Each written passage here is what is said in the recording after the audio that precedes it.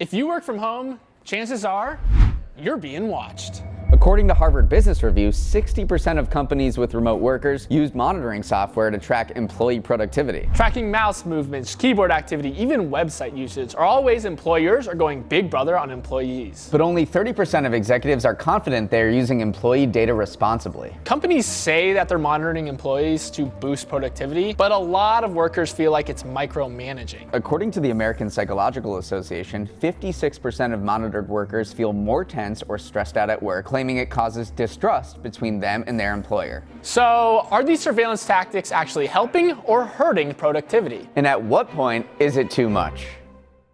Before the pandemic, 48% of organizations said they were not willing to hire virtual employees. Now, that number is just 12%. By about 2022, 2023, we were at about 32% of workers working remotely in the United States. Do you know what the number was last week? So probably the same. Exactly. We're pretty much locked into 30-ish%. That number is not going anywhere. When COVID hit, welcoming remote workers was not only encouraged, but necessary to help companies survive. Remote became the norm.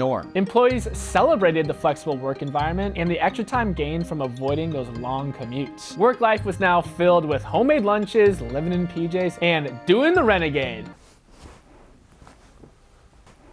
But employers were growing suspicious, worried about employee productivity and work habits. Those suspicions led to a gradual shift in remote work culture. Enter workplace surveillance tools. In 2021, during the height of the pandemic, companies like Terramind, Hubstaff, and Time Doctor raised millions of dollars. These companies offered the perfect solution for employers to keep a closer eye on their far-flung employees. What started as simple time check-ins and project management quickly evolved into something much more intense. Employees were now expected to subject themselves to tools that tracked their mouse movements and keyboard activity. Their app and website usage was scrutinized. Tools emerged that generated productivity scores and endeavored to detect workers' emotions, leading to a tumultuous relationship between employee and employer. We think about this in terms of basically accountability on all sides. So if someone in the company wants to see what I'm doing throughout my workday, they can absolutely see it. And the same thing goes back to everyone else. This supervision has only grown more prevalent. According to the Wall Street Journal, 60% of large organizations now use electronic surveillance tools. That's double the rate from the start of the pandemic. As for HR leaders, 37% have already implemented productivity monitoring for remote workers, and another 35% are planning to do so, all with the intention of improving remote work productivity and keeping employees in check. But these practices haven't come without backlash. According to the American Psychology Association, 56% of monitored workers reported feeling increased stress at work. And the internet is riddled with stories about employees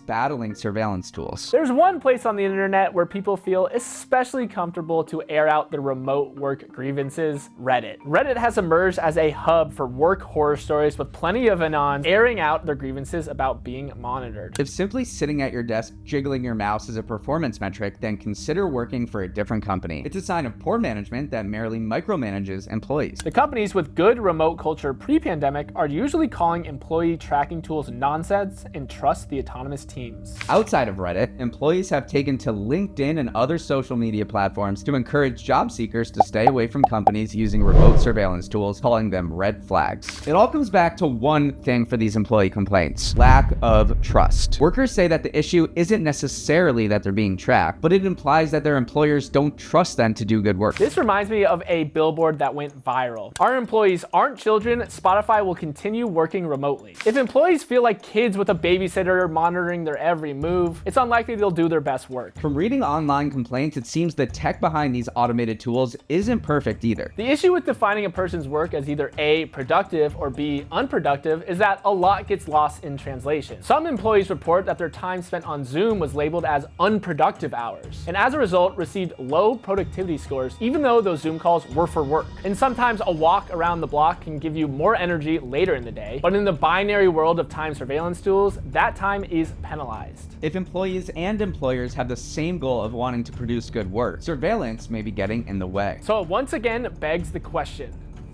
Are these tools enhancing employee productivity, or are they causing the exact result they were designed to prevent? So we thought, what better way to understand this divide than to try the software ourselves? So I work in an environment where I'm not so closely surveilled. Or so you think. So I'm gonna go ahead and test out one of these remote surveillance tools, Hubstaff, and see what it's like to be tracked while I go about my normal workday. I'm gonna put 1 hour on the clock and see what this guy gets up to.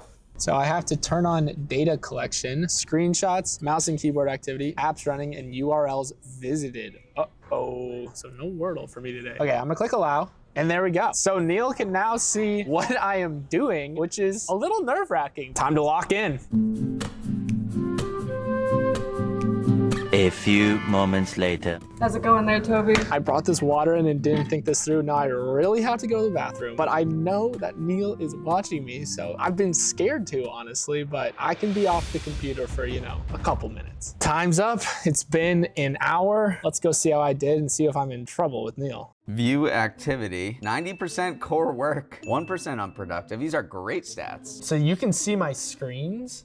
Yeah, it takes various screenshots. Oh, Oh, Hans Zimmer. that was my top artist on Spotify last year, so that checks out. Wait, can it find my 1% unproductive though? Time spent in low activity range. Spotify, New York Times, and YouTube. See, okay, this was my issue I had with it. YouTube is viewed as unproductive time. What I was doing was going on and responding to comments in our videos. And what were you doing on X.com? Well, that was actually also work related. That's where I will say sometimes there's some nuance lost. Right. I mean, we work in the news industry, so you have to cruise like social media sites. I do think I remembered in the back of my mind that I was being watched. And Totally. said like, all right, I'm gonna lock in here. So it was good for that 1 hour of, 85% core work. That's the idea. You know you're being watched, so you work. But the issue is, if I had to do that every single minute of every single day, It'd be fatiguing. I think it would over time start to wear on you. You can always go on your phone too. That was the other thing I was thinking. It's like, oh, if I really wanted to, I could be doing something productive, but going on my phone. So. And that's why we're instituting a new policy to take away everyone's phones.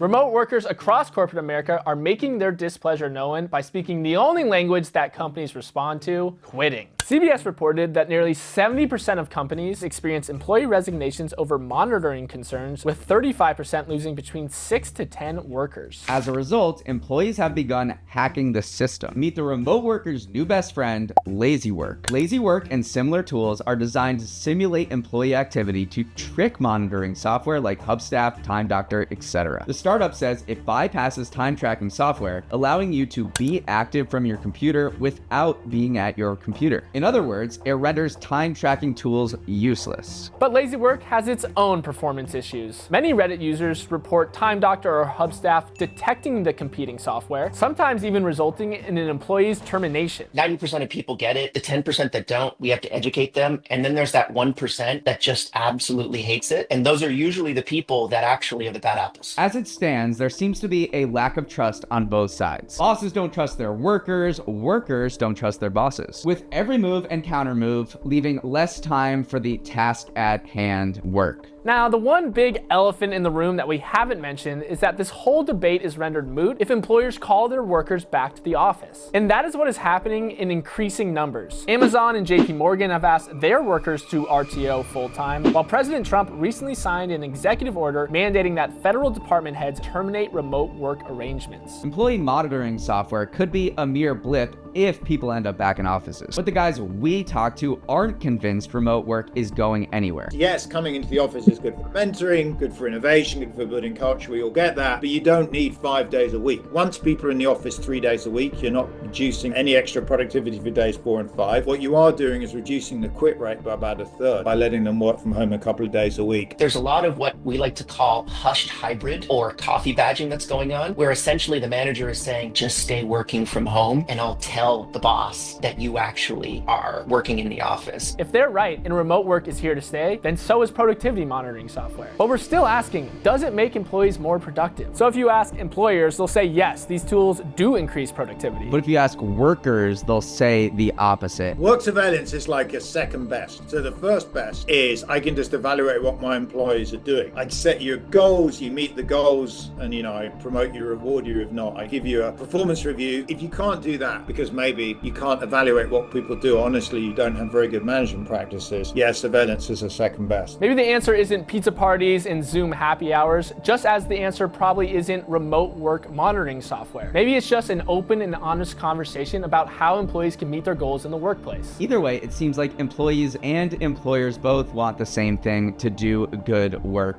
but it all comes down to trust.